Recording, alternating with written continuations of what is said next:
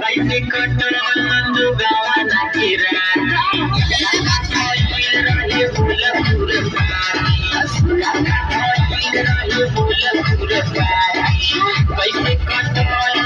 गावाला की रहे फुलपुर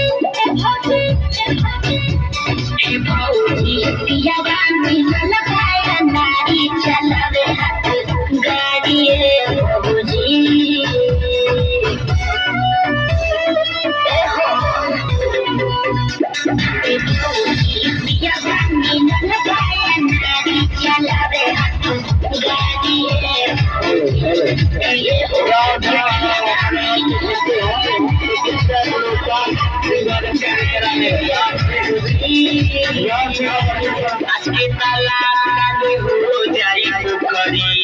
गुंडेला धान देख खाली बाउखरी आजके तालाब हो जाई पोखरी गुंडेला धान देख खाली बाउखरी जब में उठे जैसे भात उठा के दिया छाप बड़ा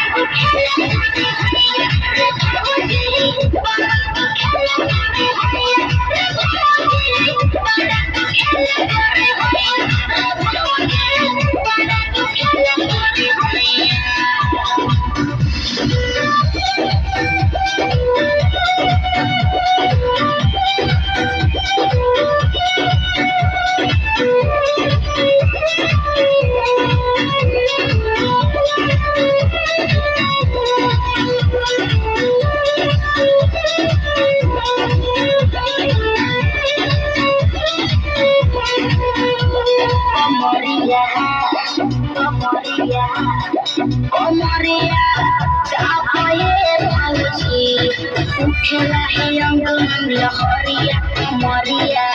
जाबे भौजी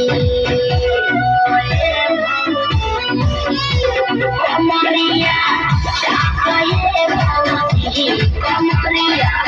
जाबे भौजी उठला है अंग लहरिया मरिया जाबे भौजी सती सवा के जाके समझदारी पिके रोज रोज रहे पगलाई सती सवा के जाके समझदारी